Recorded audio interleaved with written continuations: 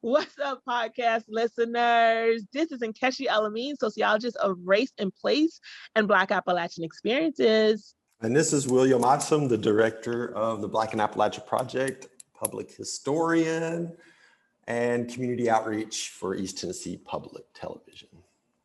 What's up, William? We get to do an episode together. Well, since when? Well, I know you've been trying to avoid this, but we pulled your ass right in. Welcome to being a co-host on the podcast. It is great to do an episode with you. And today we're actually doing a special episode. Okay, William, so our episode today, which is actually the plenary session of the Appalachian Studies Association conference. We didn't get to make the conference last year, but we're here today for this digital version of the conference, and we're so excited. Today we're talking about Black experiences with Appalachian Studies Association, right? Experiences with the conference. We're talking about an intergenerational perspective. We have a interdisciplinary perspective on how Black folks experience this conference. And an intergalactic experience. Also an intergalactic. But we're gonna jump right in. We're gonna jump right in. We talked to some really cool guests, and we're gonna jump right in to our first person. So the first person we talked to is somebody with a long history with the Appalachian Studies Conference, Dr. Wilburn Hayden. He's up in Canada, so let's see what he had to say. We want to kick things off by just asking you to give us a little bit of background on who you are and the type of work that you do. All right. Well, right now I'm a pensioner. Okay. And then I'm a retired professor emeritus, senior scholar at York University in Toronto, Ontario, Canada. That's where I live now. Most of my life has been in the Appalachian region. I grew up in Forsyth County, Winston-Salem, which is in the foothills of North Carolina. And never really thought of myself as Appalachian until in 1973. I finished my MSW, Master's of Social Work, and I did an internship as a university instructor at Clinch Valley College in Wise, Virginia, in the coal fields. And one of the instructors was Helen Lewis, Dr. Helen Lewis. And as you know, Helen Lewis is sort of the matron of Appalachian Studies. And she took me, among others, under her wings and led me to the path to recognizing I have a Black identity, but also have an Appalachian identity. And so since '73, I've been working primarily looking at Black issues, but I've done other issues in Appalachia as well.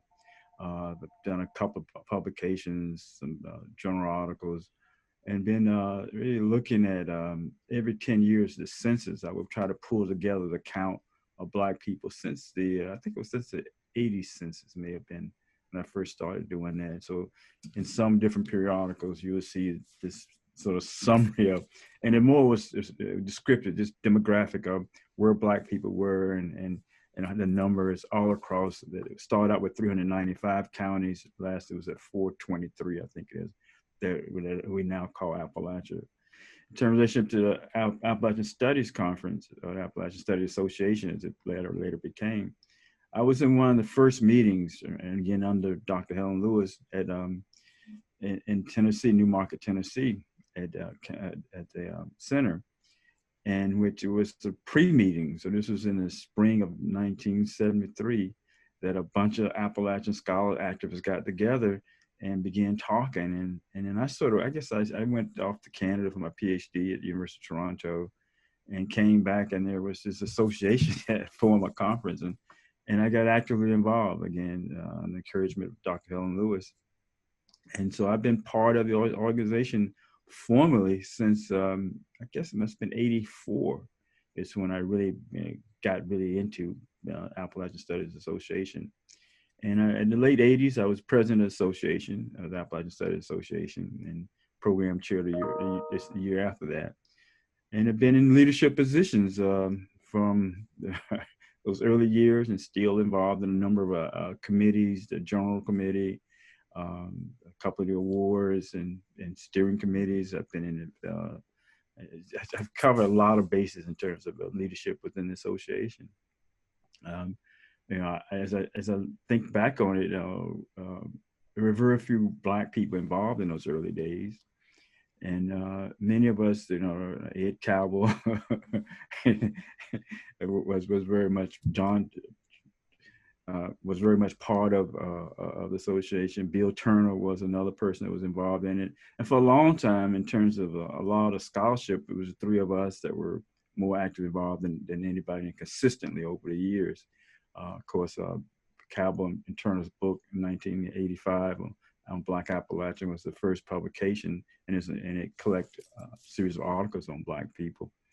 And then over the years, I think it's been a slow pace. There's been some times you wonder, why am I still here as a Black person in the association? But then I think in recent years, there were a lot of attention started being turned toward Black people in Appalachia, as well as other groups, particularly as an gay population. So we really have reached out to get beyond the sort of white mainstream what Appalachian has been defined. And I think this conference, coming out of the summer, really the one coming up, the Zoom online conference of the Studies Association, clearly makes a stand about where the association is in terms of race and race in Appalachia. So I think we've come full circle. I mean, clearly there's a lot more we need to do. We need to try to figure out how to get more students involved, Black students more involved in Appalachian studies. I think ones that I've met over the years, once they got into it, like me, they recognize this is part of my identity, and it really become very active in making and presenting a Black Appalachian standpoint. There's a lot of good research been done. I mean, if some of it shows up in Appalachian Studies Association, it's still a lag in trying to get publications of Black work, but it's coming. I think there's enough of Black scholars now and people looking at Blacks as an integral part of Appalachia that I say, yeah, we need to include that story in what we're talking about. I'm really, and in particular, I'm part of the Weatherford review of books published 2020. And I think we're looking at 20 different books that were published last year from an Appalachian studies. And I'm really encouraged, even though many of the books don't have a specific focus around race, like none of them actually have, but nearly all of them have some section or some part that identified the contribution of Black people as part of the literature as we emerge in Appalachian studies. So I was really encouraged in reviewing those books and saying, wow, okay, we're coming there, we're getting there. And it says, it wasn't like just a token, just sort of sticking something in as sometimes you see, but it was in context with what was going on in the writers and what they were trying to talk about. And it was just a natural flow to say, yes, Black people were part of the struggle as well. You came in 1984. Bill and Ed's book came out in 1985. What was it like to be Black in those spaces and operate? I know you went to Clinch Valley College, so it wasn't completely foreign to you, but talk about like what that was like to be in those spaces. And Bill's and Ed's book really just sort of put us on the map. I mean, I think it's a test to the strength of that book, and that years later, many people still requiring that book to be read. I mean, and that's just saying just how strong I think it was. I don't know if you're aware of it, but three of us, Black scholars, have joined with Bill in doing I'm not call it a revision, but some follow-up from that book. And hopefully in the matter of a couple of years, how long it takes to get things out now, there will be a more current follow-up to the book. But as it was when it was introduced, it was just a hallmark. I mean, it was the first real statement of saying we exist in the mountains. I can't think of anybody, Black or white, that was involved in association that wasn't really just excited about having this book. And I know from Bill and myself and Ed, the book also triggered people wanted to hear us talk about it. So I got a lot of calls to make speeches, make talks, share my research. And it just was, I guess, maybe a pivot moment, I guess people would talk about, in pushing Blacks into the forefront of Appalachian studies. Yeah, it was a good piece of work. I'm also a little bit curious about what the association looked. I know you mentioned briefly that it was just a few of you all there, but what was that experience as a Black scholar in the association? What was the day-to-day or the year-to-year experience like? The association is made up of both people from the region within the region who are academics. So I don't think there was that type of atmosphere that say when I walked down the streets of Wise, Virginia in 1973, it was something really odd. I don't think at the time no other Black person was living in Wise, Virginia at the time. And so there was some hostility, there were some stares, there was a whole bunch of stuff going on. But within the association, I never felt that that people saw me any different than another scholar actively trying to get a voice out. I mean, the association has been, I think, yeah, I mean, I can't say anything bad about what the association say. Have we done enough? Should we have done more? Yes, that is possibly true. But, we weren't walking away from it. We weren't, it wasn't an atmosphere that says that, you had to be treated different, but you stand on your own merit and your own ability.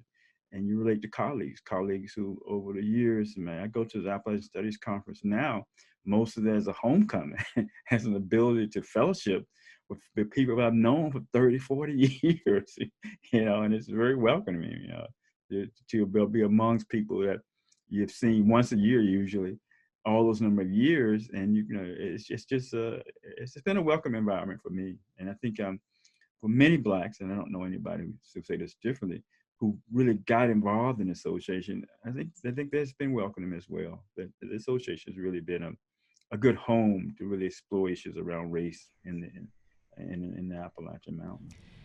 And as far as I know you said that you served as president. Do you know any other Black folks who served as president of the association?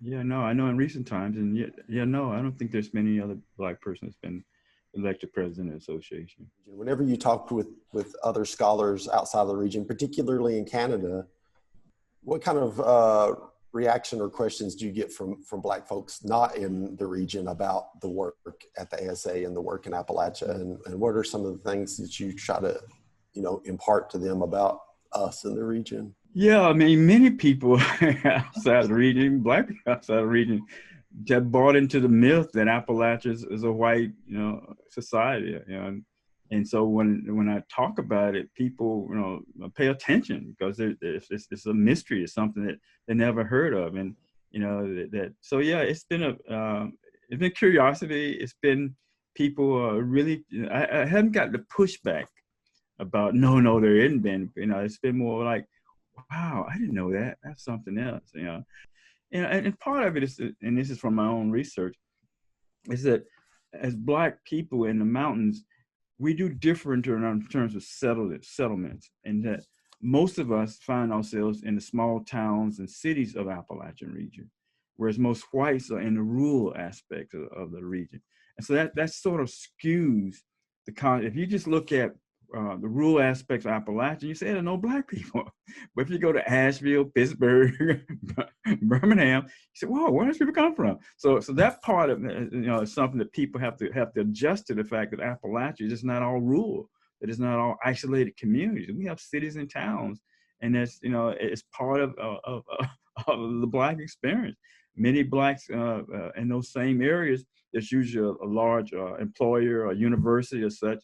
So unlike in the rural areas, the opportunity for employment wasn't there so much, especially if you're in the, even the exploited resources or farming. But in the cities, there were opportunities. So talk about how you've seen the association change. Last conference that wasn't canceled, it was just refreshing to see so many Black people there. So, I mean, if you talk about the proof is in the pudding, it's clear for me as from when there were very few of us to be able to walk through the association and bump into a Black person, which wasn't the case years ago.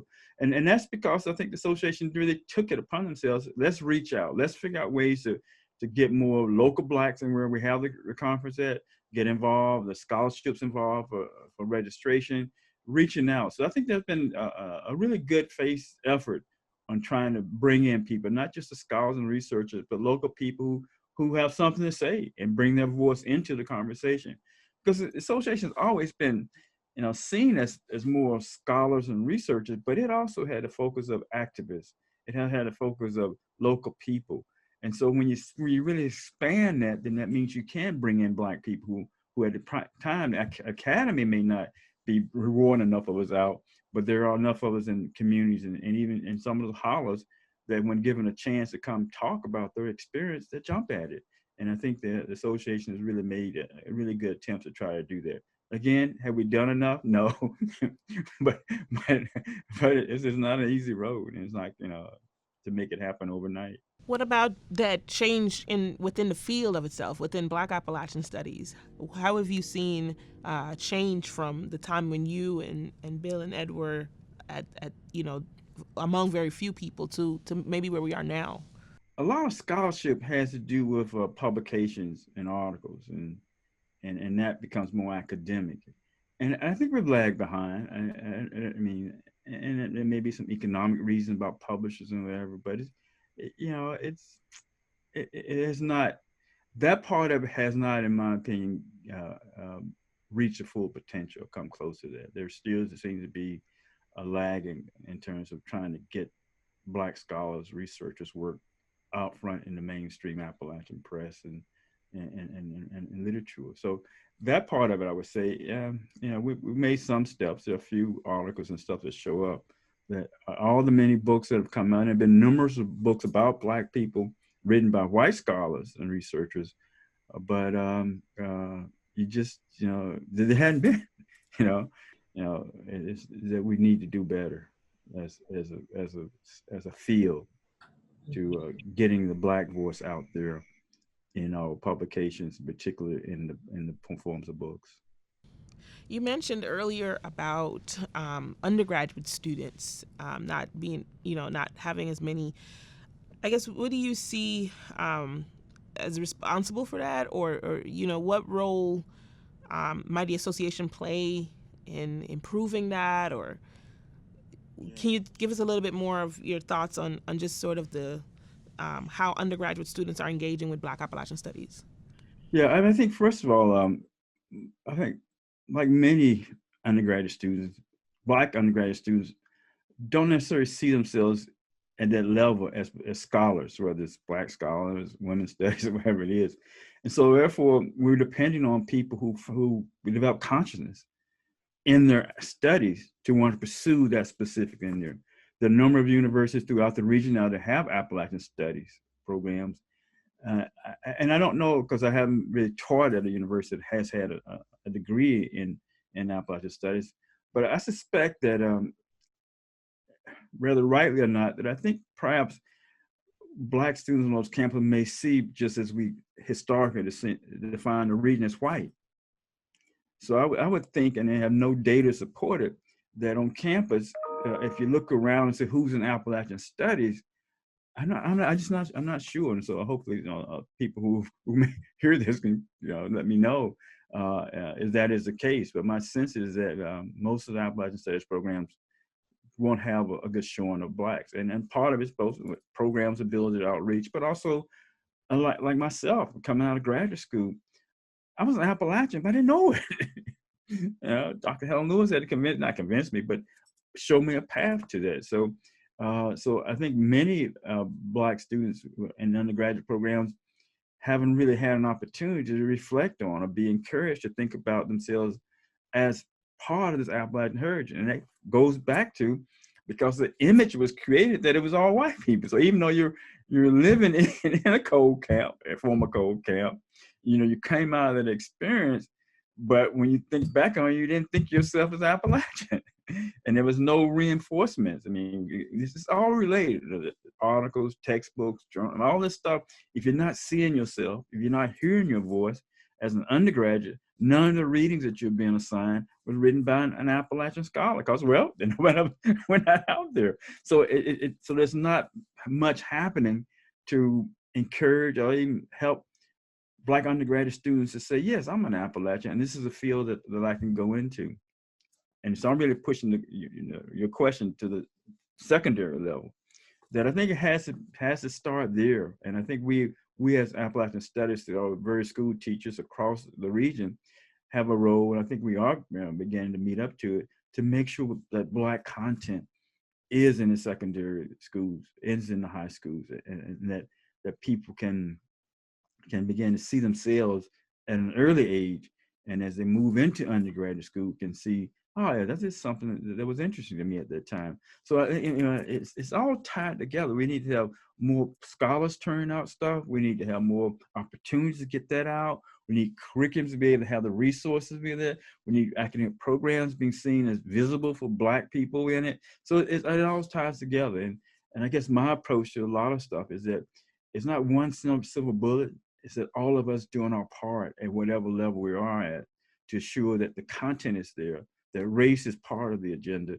And I think we can get to a point that it won't be seen as added on, but it's very much integrated into what we call Appalachia. So do you have any good stories to tell on Bill Turner, or any good stories that anything funny that's happened over the years? Well, Bill, Ed, we go back a long ways. So there are lots of stories that he could tell of me, and Ed's no longer with us, but we've had disagreements. So no, it's been a good ride with the brothers. Actually, there's another part aspect of it. Unfortunately, a lot of the work been done has been by Black male scholars. And there now seems to be, especially in the association, an opportunities for women scholars, Appalachian Black women scholars, to get more involved and connected. But for years, it was the male agenda. And so I welcome that, and I think that that's going to add additional voices to our presence as a people within this region, to see women really telling the story as a Black person within this region. And so going back to the three of us, it was a lot. We were very much connected to each other and have a lot of stories. So that was Wilburn Hayden, and he had a lot of history. He's got a lot of history with the Appalachian Studies Conference, there from the beginning. So that leads me to want to know, Dr. Enkeshi El-Amin, what's been your experience with the Appalachian Studies Conference? Yeah, so I've only had the opportunity to go to the conference once, and it was actually, coming out of like really getting comfortable with myself as a scholar of Black Appalachian Studies. I went to the conference in Asheville, the Blacks in Western North Carolina and Southern Appalachia Conference at UNC Asheville the year before, and I just I felt like, oh, this is my space. These Appalachian things, I felt really good after coming out of that conference. It was probably my best conference experience, and so after that conference, I was like, okay, well, let me look into more Appalachian conferences, right? Appalachian Studies conferences. And that's where I sort of found the association. And I was like, I can submit something. And I did. And, my experience with the conference wasn't horrible. It wasn't bad, but I just felt completely out of place. I felt completely out of place. I got to, it was at Virginia Tech in Blacksburg. And so I went up there, didn't know anybody, didn't know how to get plugged in. I didn't see many Black faces. The only person that I recognized at that conference was a friend, Forrest, who I had met at the other conference the year before. And it was just, so I did my talk and I was out. I didn't even stick around because I was just like, I don't know what to do. I don't know how to feel here. I don't see any Black folks. I didn't see many sessions. It was just I felt like a fish out of water. It was, it was just, yeah. So I was so excited to go into it as a Black scholar of Appalachian Studies. But when I got there, it was just kind of flat. It was really flat. That didn't stop you from hopping back in. We were supposed to go to Lexington, right? But we'll get into that later. Right. Yeah, it definitely, I still continued with the work and, it's all good. But, when I think about what I was looking for that conference, what I was going to that conference looking for was to find other scholars, senior scholars in the region who were doing this work. And when I think about senior scholars or my senior scholars who I feel like are doing amazing work around Black Appalachian Studies, I think of Dr. Karida Brown. Wouldn't it be great to talk with her? Wouldn't it be great to talk with her? I'm such a fangirl. Without further ado, Dr. Karida Brown. Hey everybody, my name is Dr. Karida L. Brown. I'm a professor of sociology and African American studies at UCLA. I also serve as the director of racial equity and action for the Los Angeles Lakers. So I'm a Black woman with 2 full-time jobs, but yet and still so happy to be here for this podcast session. I'm the author of the book Gone Home, Race and Roots Through Appalachia, which was published, 3 years ago in 2018 with UNC Press, the best press out there in the world. I love them so much. So shout out to my editor, Lucas Church. And that book really just examined the transformation of Black subjectivity in and through the mountains of Eastern Kentucky through this pre and post civil rights era. So it's a study that really, Blackness is the focus for that book, and the interiority of what it means to be a Black person rooted in place. But it's a book that moves through space and time, and it follows the intergenerational migration of African Americans to and through Harlan County, Kentucky. That book was not only, my first book, it was my dissertation. So I learned a great deal from that project. It was a national oral history project, and I encourage anybody who's listening, all of the oral histories from that book, 153 of them, are archived with UNC, University of North Carolina at Chapel Hill, with the Southern Historical Collection in a archive called eCamp. You can look that up online and listen to any of them and hear these amazing stories about the Black experience, particular to Harlan County, Kentucky. But that book was also spiritually important for me, my growth and my liberation, because it was a chance for me to spiritually go home. I grew up born and reared in Long Island, New York. My mother and father are from Lynch, Kentucky. My grandparents on both sides both migrated from Alabama to Lynch, where both my grandfathers were coal miners for US Steel for combined almost 100 years. Both my grandmothers were homemakers for their many, many children, 11 on my mother's side, 16 on my father's side. So my roots are there. All of my family is buried up in those mountains. I have a very special connection to that place, a love for that place. My soul rests in that place in many ways. But, your parents don't tell you everything when you're growing up. So I didn't necessarily know or understand the stories that are buried in that place. And that study that became Gone Home really helped me return to my roots and understand it through a different lens, through a sociological lens that was illuminating for me. Dr. Brown, tell me about your experience with the Appalachian Studies Conference. When did you become aware that it was even a thing, and what was kind of your first remembrance of engaging with that? Oh man, it was either 2011 or 2012 that I went. And it was formative for me. I'll also say up front, I'm a raggedy member. Okay, I'm fair weather and all of that, but I will give ASA props where they're due. It was formative for me because it was I went as a graduate student. I think I was second year. It was my very first academic conference. It was in Boone, North Carolina, and I went with Dr. Bill Turner. He took me, and I flew into some airport. We met there. I think it was Charlotte. He rented a car, and then we rode up to Boone together and talked and laughed the whole way up there, and went to the conference. And he introduced me to lifelong friends and colleagues. So it was very much I came in on a chariot, I would say. It was a good experience. At that time, I had not formed my dissertation idea, so I didn't even know really what I was going to be up to with my research. And I poked my head in and out. And I don't really remember much about the conference per se, except for one moment. The keynote speaker was Bill Ferris.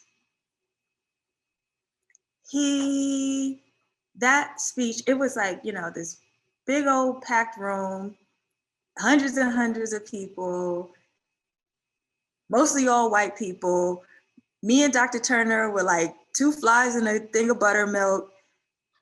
And here comes this old white man getting on the stage, finna talk about some old blues in the Mississippi Delta. And I'm like rolling my eyes like, oh my God, how do I get out of here? I do not want to sit through this. And that was the keynote.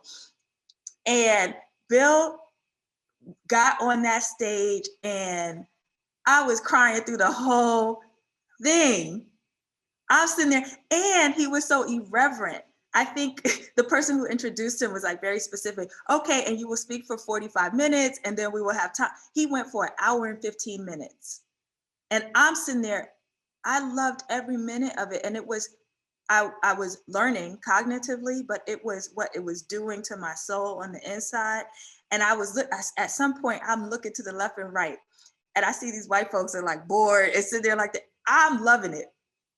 And I made a decision right then and there. I said, I don't know what I'm doing, but whatever I do with my research, I want to make people feel like this person made me feel.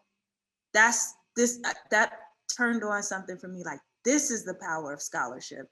This is what research can do. And Dr. Turner introduced me to Bill Ferris. I met him. He became a mentor of mine. He served on my dissertation committee and supported me through developing my project. But that all happened at ASA. I want to think a little bit about where we're going from here. Where do we go as an association or as young Black scholars doing work related to Appalachia? Where do you see us going from here? Or what would you like to see in the future as it relates to scholarship in this region, Black scholarship in this region? That's a dope question. So can I just give it to you 100? 100. I ain't stunting white folks no more. Like 2020 gave me everything I needed to just feel like I wrote a mission statement for myself, and then my husband and I wrote one for our family. And the thing that I would like to articulate in this space is that our commitment is to resounding Black love. And what that means is pouring into loving on, exploring in all of its fullness, heterogeneity, and contradictions, Blackness. And that's where my energy, genius, resources are going to be going forward. And I'll tell you how I came to that. The theater of anti-Black violence that we had to witness this summer, all while sitting at home, not being able to go, and all of that, was for me a moment of reckoning that this problem is white people's job to decide to deal with or not. They might not. And that's a choice, but it is not my, I don't have a dog in this fight, pretty much. Like, what I recognized is I cannot spend another breath because we're not guaranteed another breath. I can't spend another breath hoping that white folks are going to do what they need to do to reckon with white supremacy, whiteness, white privilege.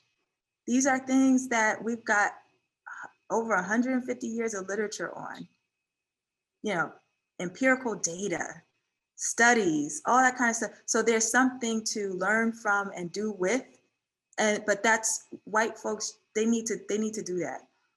What I need to do is, my pen is mighty. I need to write. Then I need to also be in community with other Black creatives, writers, filmmakers, artists. I need to write to Black children and tell them that they're loved. I need to be in spaces where we're really thinking about what liberatory frameworks look like in the digital age, in post-COVID, where we gonna be at, where we going, what we thinking about. I wanna laugh. I want to hug. I want to cry because I lost way too many people in this last year and a half. And all of those things are not a anti-white stamp position.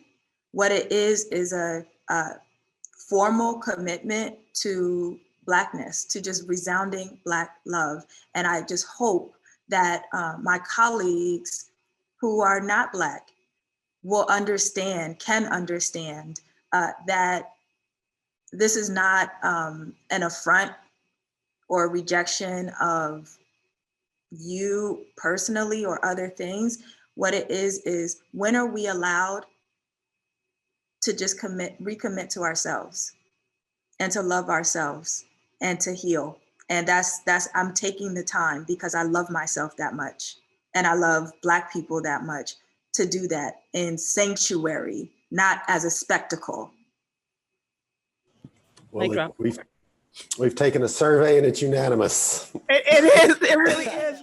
It really is. And it's so crazy. Like, I'm all kinds of tingly with feelings because this is, I think we're all here. We're all in this space. We all kind of have the same, when we talked with Jillian last week, it's the same thing. Like, we're all here. And so that makes me excited.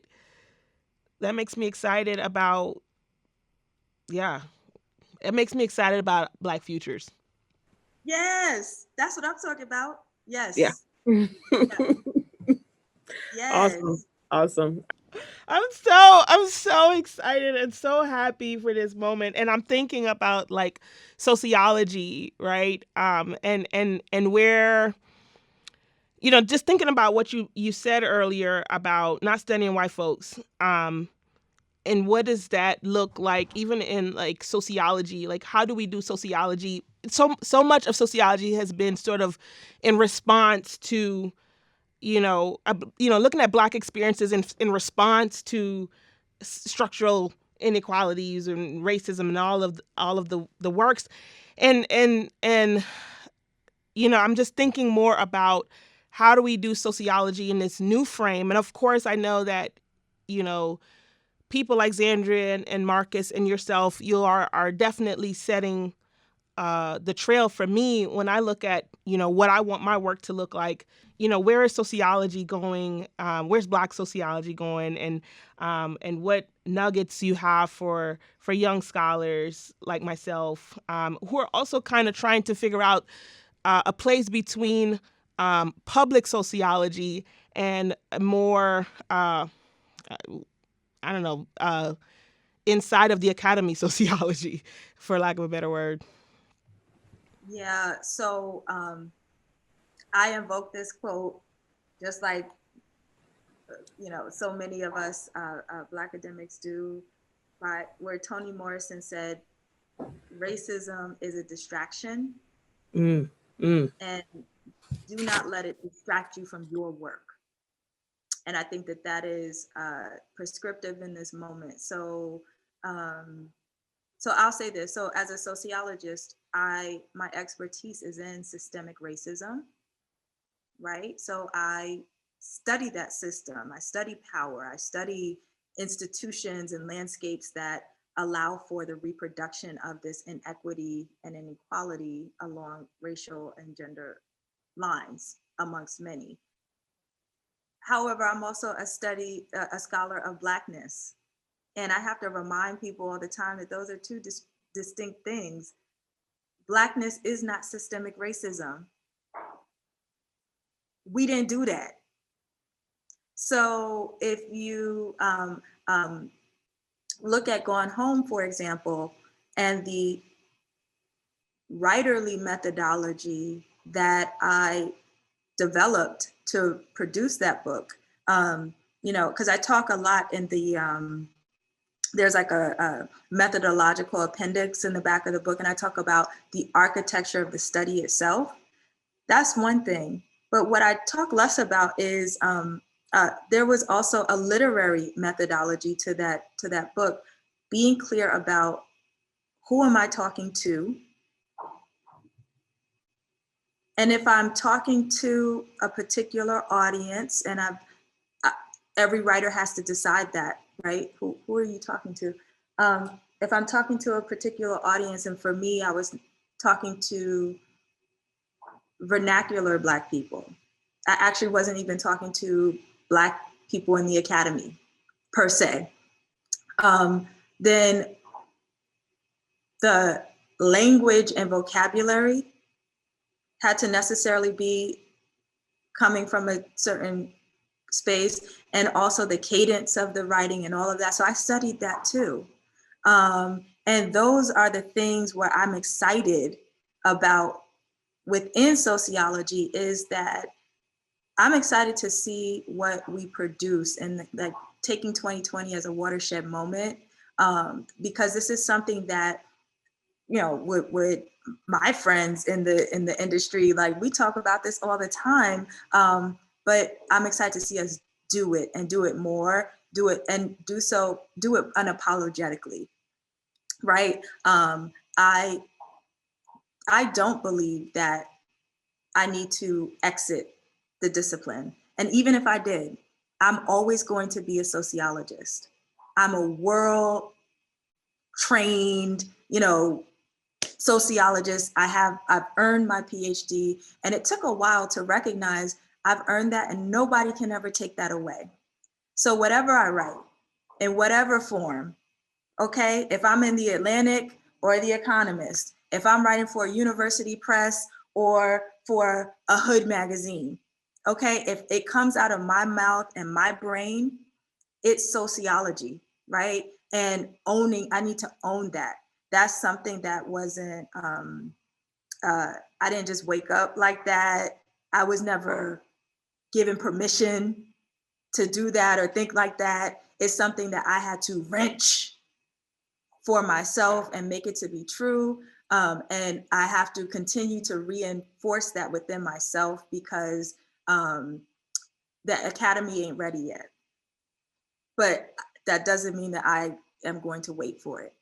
And I hope that many of us will also come to that, some form of that realization, and make it do what it do. And I also look forward to, if we are in a Black Renaissance, which Dr. Ibram Kendi so beautifully ushered in for us in this latest Time magazine issue. If we're in a new Black Renaissance, what does that look like? And I'm looking forward to us opting into that space, and making space for the plentitude of Blackness, the heterogeneity of Blackness, as opposed to a flat, monolithic Blackness, right? So I would love to see it. I want to see how we show up in all kinds of ways, in ways where I will even be like, Black folks is doing that? We thinking like that? We getting down like that? And I want to love it. I want my imagination to be stretched. So for that's to me gonna be the generative space. Where is that? I don't know. Is it a place? Is it digital? How are we organizing? Are we organizing? So I want to be a part of whatever that looks like, but I don't know yet. Let me just say that I am refreshed and renewed. Okay, like this is life. This is, I mean, and I mean that so, on so many different levels, because coming out of school and sort of like trying to figure out where I stand in this world, in this academic world, or any of this. It's been a struggle, and there has not been many people who can help me to navigate it in this way, right? I laugh about it because I get like 3 times a year where I can call Andrea and she'll give me, my life for a moment, and then I can go again for a little bit. And so, because I don't have that here at UT, and choosing to stay in Knoxville and choosing to do public sociology in the way that I'm doing it, in many ways it feels like I have to fight to claim that I'm a sociologist in this space, right? To like fight to be recognized also as a sociologist, not just as a person who's doing community activism or whatever, but I'm doing it through my lens, and it matters in this way, and whatever I say is coming through a sociological lens. So that is very, I appreciate that word on so many levels, and I feel like so many of us need to hear that, and we're not hearing it enough, right? And not given that space to really process these things, so I appreciate that. I feel like I might record it, like we'll keep this recording, and I might play it every 2 months when I need to remember. One thing that I had to learn, that I'm saying this because I don't want for the generation of sociologists, all sociologists, but especially BIPOC folks, Black, Indigenous, people of color. It took me too long to recognize not only that my work is sociology, irrespective of the form, that the professional landscape is abundant, not scarce. Mm-hmm. And I don't know who needs to hear this, but so many of our sociology training programs train us through a scarcity model in terms of, well, there are not many jobs, and to get a tenure track job, you got to do this, you got to do that. And that to me is a framing that is not conducive to producing your best work all the time. And if you reframe that into a landscape metaphor that's plentiful, that has plenty of ways to show up. So in an ecosystem, you need soil, you need air, there is grass, there are bumblebees that are pollinating.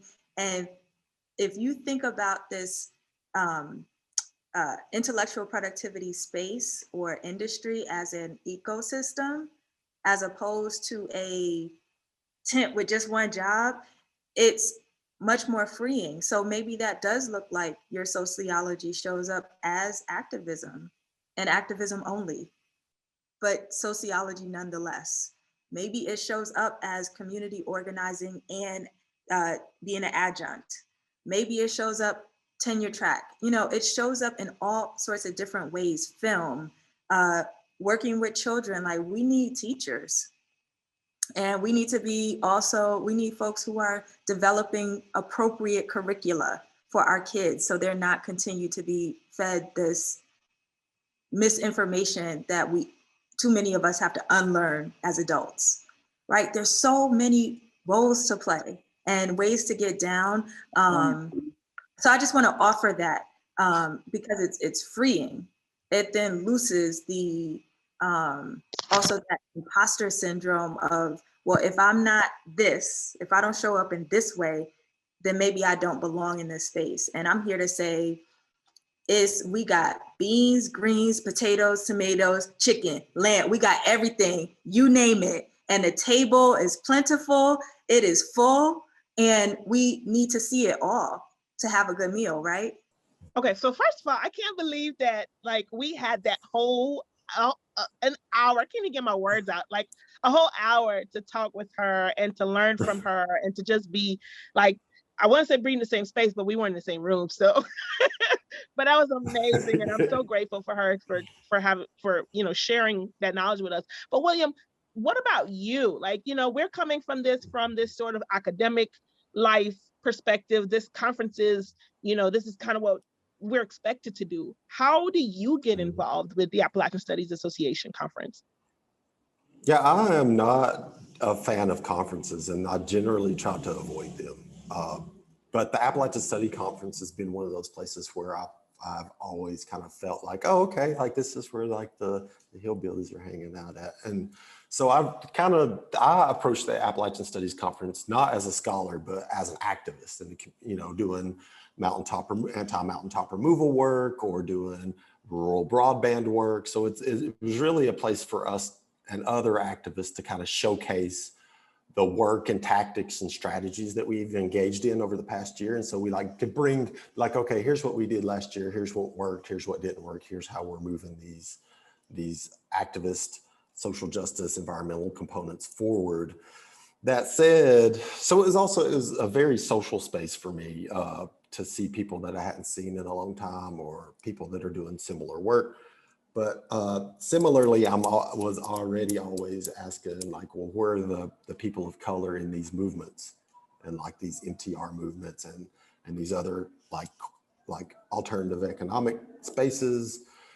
So it's not been a place where felt whole in. It's just a place that provides some support for a component of my life. I think as a young scholar who was sort of looking for conferences, it's an expectation, and you sort of go looking to be renewed and refreshed and kind of excited about your work. And I think I didn't get that, and part of the reason I didn't get that was because I couldn't find my people there, right? Mm-hmm. And so, I was really looking forward to the 2020 conference because I knew that our people were gathering and we're going to take over the damn place. I was ready for a takeover, or at least be in our space, just like find our folks and like sit at the feet of people who I thought were pretty cool in Black Appalachian studies, and just learn and share and laugh and all of the things that we were planning to do. I was really, really, really excited about it because this was like a new chance, I get to do it again. And from a different position. And I do want to say that like in most of these components was some kind of like public history. And that's kind of or public humanities is kind of how I've always approached and engaged with the conference in regards to this work that we've been doing. So whether I've did some presentations around, slave cemeteries or the documentation work in southeastern Ohio, but still it's always like you get the book and you look, and now it's a PDF, so you can just search Black or African right on the PDF and see exactly like where the sessions are at, but similarly go into those things and then bounce them out afterwards. So one of the people that similarly has had and continues to have those types of experiences at the Appalachian Studies Conference is Jillian McCommons, who is at the University of Kentucky but is now a fellow, Karida J. Woodson fellow. We'll let Jillian talk about herself. Hey, Jillian. What up? I am a graduate student at the University of Kentucky in the history department. I'm currently on fellowship at the University of Virginia in their Karida J. Woodson Institute of African Studies. But before I was a graduate student, I lived in Brea, Kentucky. And I was just living there learning how to play the banjo, working at the Boone Tavern, and then I got a job in my field as a librarian. And that's when I went to work in Estill County at the public library there. So I did that for about a year. And then I worked for Appalachian Mountain Books for about another year, and then I went to graduate school. So I'm a librarian, historian in training, and I also play some banjo. Awesome. Yeah. And what was your first experience with the Appalachian Studies Association? Well, so the first time I went, it was at Virginia Tech. And at that time I was working for Appalachian Mountain Books. So I was in the spot where the vendors are. And that was my first time. So I remember walking around kind of checking things out. And I remember there was like square dancing. There was like some other types of dance. There were different sessions. And I remember asking about Black people, where the Black people at? And I remember someone said, well, so-and-so's offering a paper at this session. And then there's another paper at this session. So it was kind of disconnected. And I had been to other academic conferences before. And I thought, well, is there like a track, where I can get some exposure to learning about Black people in the region, but also like Latinx people, indigenous people, like where's everybody? Because it was predominantly white.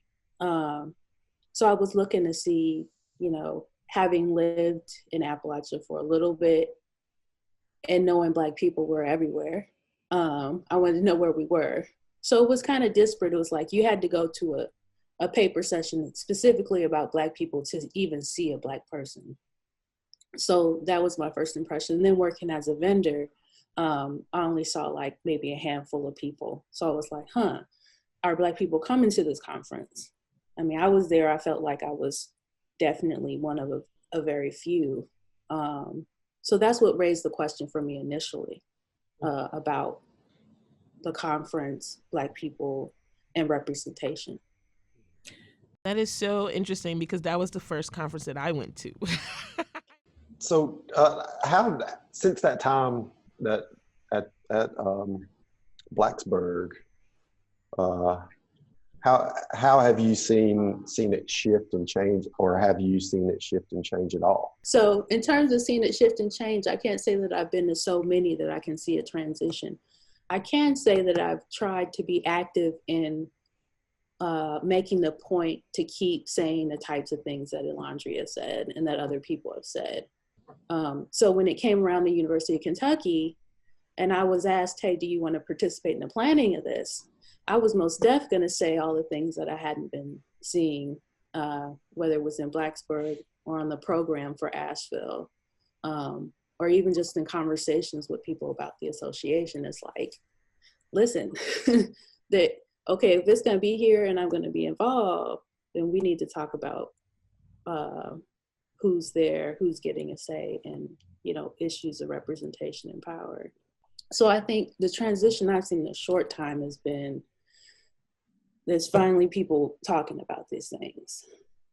But in terms of like physical change, I haven't seen that yet. And that's kind of what I wanted to help happen, when I was given the opportunity to say, okay, do some planning around this. And for me, a big part of that is Black space. Bringing Black people together in a space so that we can see each other, collaborate together. And that's a huge part of it. Tell me how you got involved. Tell us how you got involved in that planning for last year's conference. So I was at UK and Catherine Newfont, Dr. Newfont, I think was like the head of the association at the time. She's one of my professors. And she asked me, hey, are you interested? So they had like a nomination process. So I applied and then I was nominated to be on the programming committee. So we would meet probably like every month in that year leading up to the conference, sometimes more frequently, to talk about what we wanted to see happen. So when we meet at the Appalachian Center, it was important for me to say, okay, I think we should have a social space for Black people. The goal was to bring people together in it. And luckily, as one of the coordinators, I could call for that to happen. I could say, okay, can we get some rooms where we can do this, first of all? And this is also like my background in libraries. Like, this is what I did, was programming and trying to get people together to talk about things. So it's kind of an extension of what I've always been doing. So I was asked to be involved. I was glad to be. And I think part of the asking had to do with an acknowledgement that she knew the association wasn't where it could be. And so they were purposely asking for people who had these different voices to come and get involved in this way. So I guess you could see that's part of the transition happening. Do you what did that committee look like when you were a part of it, the planning committee? So the committee started small, but then it kind of mushroomed out because it was like, well, we got this group, we got this group, and we got this administrator. So it just kept growing and growing, which in some ways could be good, but it's also like, I think it's just hard to have an association where the annual meeting moves every year, because then how can you have any kind of continuity? And how can one committee from a previous year kind of learn and then so on, how can there be communication about how can we carry forth these things? So Black Appalachians was made a major theme, and I kind of pushed to help make that happen. There was the environment, Black Appalachia, then there were some other themes. And I think that that's the first time, I could be wrong, and Wilburn Hayden can speak to this better than I can, but I think that that's the first time that Black people were made a major theme, and not just, there are gonna be 3 or 4 talks, we'll put those in the same kind of area. What I wanted to have happen, and I talked to William a lot about this, was, so there were 2 conference rooms, and I think at one point we talked about having some films playing that Black in Appalachia had produced, to have that up, to have a conversation space for scholars to be able to talk. Let's get all the Black people that go to Black in Appalachia or who work on Black people in Appalachia together in the same room to see each other, because we're talking about this huge region. I wanted to kind of break it up from being like maybe 1 or 2 people who are well known to work on this area to like, oh wait, there's people all over this country and probably people in other countries that work on this. Why don't we get together and figure out ways we can collaborate and amplify people's work? So really at the root of it was this kind of like collaborative, cooperative ethos that I'm trying to like, I wanted to help bring. It's like, how can we work together in the work that we're doing? How can we see each other, support each other? So my vision was like, we're coming together and we're gonna start working together. And we're gonna start lifting each other up, which I think is what Black spaces try to do. And everything that comes with that. We have ideological differences, there's diversity, but that comes out of that kind of coming together and talking. And we can't really get to that and advance Black Appalachian studies or advance what's happening in our communities if we can't get together and talk about it. So that was my hope for the space, that it would kind of kick off to more work and kind of advance the study. So coming out of that experience, the conference didn't actually happen, right? The Black Appalachian space didn't occur. So from that experience and that like very thoughtful and well put together work, what now? Like, what do you see right now, and what now? Where are we at now? Well, I heard you ask the question of,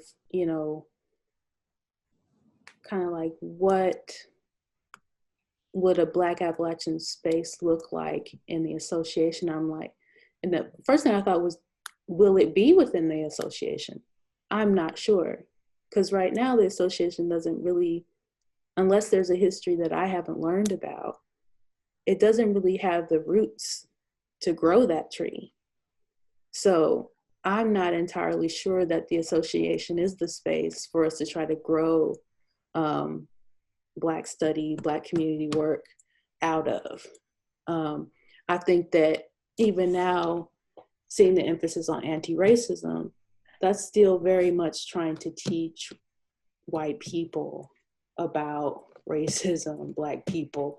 It's still not a space where we are talking to each other. Come through, girl. Come through. Sorry, I couldn't help. That's not the project. That's not really the project I'm interested in being involved in.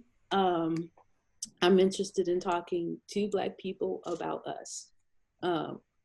So I don't know that that's going to be the space to do that. But I think that there needs to be a Black-led, Black-centered space for people in Appalachia.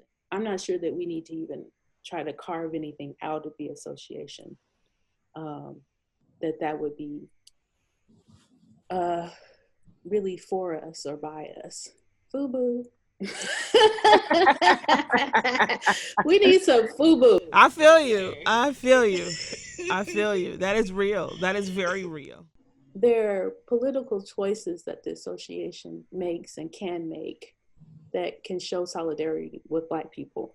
And I think that there are people who are invested in trying to push the association to do that.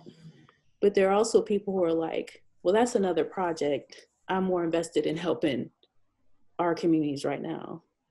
Because there's just like serious things going on. It's not just about, I mean, I'm a historian, but it's not just about that. It's about current day, present material, physical, emotional conditions of Black people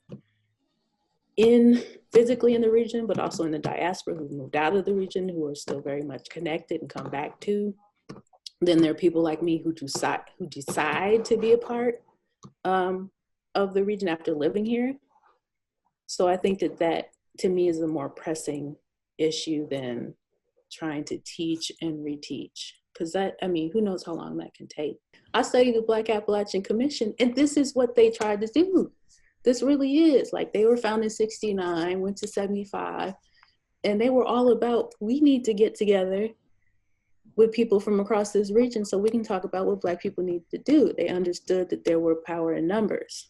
Mm-hmm. And I think that what happens when you come looking at it from sort of a white Appalachian-centric view, it's like, well, this idea that the region's predominantly white, so that, if you're not white, then you're, something about predominance and significance has been equated. And that needs to be broken down. This idea that, a space is predominantly this way, so we're just gonna focus on these people because they predominate. And I think that's problematic, and that's something I think that the commission tried to mess with, and something that I try to mess with in my work. To say, like, less numbers doesn't mean less significant, especially when you look at the cultural and material impacts that Black people have had through and through. The other thing too, I think that is important that we kind of mentioned about earlier is just sort of like where academic culture meshes with like community activism and and community culture, right? Because academic culture is a very ascending culture, right? It's very much that is how you are rewarded. You're rewarded for ascending, and so if there's that disconnect between this is the way that academic culture works, and this might not be something that's beneficial to our community, right? Because we are collective people, then there might be then there definitely is need for a reimagining of what this should look like and can look like, right? That would in some ways disconnect from academic culture, or disconnect in particular ways from academic culture, right? Because it's not to because academics do bring something that's important, right? That's why we doing what we're doing, but there's a space where there can be more balance that we don't always see. So I think that's important. Yeah, and who better than to tell academia what it needs than the people outside of it? Now, There's people in academia don't want to hear that. They're like, nah, we know, we know what's best. But I think that's also part of Black culture. It's like a lot of us don't go to college, separate from our communities. We go to get something and take it back, right? The whole Sankofa idea. But for me, it's to like, I want my people with me there while I'm there. Right. So it's like, how can we transform these spaces? How can we bring people in? How can we listen to what they would like to see on these grounds? I remember her giving this awesome speech and pleading with the association. When I saw her there making that plea, it was clear to me, like, okay, this is something that Black people have been saying. And here we are in the 21st century still pleading with white folks to open the doors. And really, it's like not even open the doors, but release control. I remember that vividly. Miss Carol Judy passed away not that long ago. And in the vein of her and Frank Adams, who we found out is really sick this morning, I want to flip. People know I love cooperatives and solidarity economy. So I want to do a little pushing. I hate the transition. I hate just transition. The framework sucks. Just transition to what? So we are spending a whole bunch of time in a region moving money to something we don't know what we want. So how in the world are we supposed to say what we want when we can't even name it? All we know is we want it to be done justly. Well, in the history of our country, we don't actually know what the hell that means. So we cannot talk about Appalachia being colonized when the same people colonized the place. So I just want us to hold what colonization means. And if we want to just transition, that might mean something we don't actually want, because it might mean a whole bunch of these people in the room sitting up and walking out. So since you don't really want to go anywhere, because then it would mean putting the land back into the hands of the people who were here before. Right, okay. We're just going to put the Seminole on, and in the body and in the soul. So let's talk for me about what it means to go beyond just transition. What it means to build beautiful solutions that have values at the core that honor our humanity, that honor our soul, that we have a spiritual revolution. And spiritual not just of God, but of our earth and of our place, that you feel in your soul even when you're sitting down, right? So I get to listen and study and talk to people. I work at Highlander, right? So I get to be around people all day. And so we ended up doing all this work with young people because I was so done with the fact that, like, my family, my twin, all the people I'm around, we do really good programs, but then people cannot do nothing. There is no job. There is no infrastructure. Me and Ada Smith, who is supposed to be here in this thing called Bali Fellowship Program. You go to the thing in California, people go, let's talk about a corporation's transitioning to cooperative ownership. And you're like, well, what if the corporations don't like you? Like, what if they don't want to convert to you because they think you should die? And they're like, oh, And so that is the transition around the country that we're dealing with right now, right? Is that how do we create stuff for us that actually makes logical sense? I feel like part of the thing that we're in right now is that we are in a political time when the upsurge is happening of protest, right? But we are not actually spending as much energy in creation. And we're not going, you have a gene. Let's make jeans. You have a shoe. We're instead creating really cute things that in the end of the day are not going to push out capitalism. They're not going to stop neoliberalism. We have to study, y'all. And we have to study in ways that say, what are people doing in different places? And what are we doing that we can learn from and deepen in? And not just say, oh, yeah, that thing was so hot. Oh. But instead interrogate and say, what about it needed some work? What about it needed shifting? And getting out of the, like, I'm going to have to be in competition with you for resources. So because I have to look so good, I have to prop my shit up. So, well, you can't actually say, no, that's wrong. So I'm going to say one more thing because I know it's time for me to go. So, well, no, there's two. So I have to just say, yay for SEAL and stay being around for 10 years. We helped start STAY 10 years ago at the Appalachian Studies Association conference when there wasn't as many young people in the room. And people talked about us and didn't let us on stage talking about ourselves. And so I just want to say shout out to all the STAY folks, shout out to all the Appalachian Fellowship, Transition Fellowship people for like putting into action what it takes to make transition on the ground. The last thing is, maybe Appalachia is a part of the South. If you actually want to change white supremacy in this region, actually make it be a part of the South. Because then you can own that oil drilling is just as bad as mountain removal. And whiteness does not take over and people give money to white people because it makes them feel damn good. If we actually shift how we move money and how we say we want to shift stuff, because that's what I see.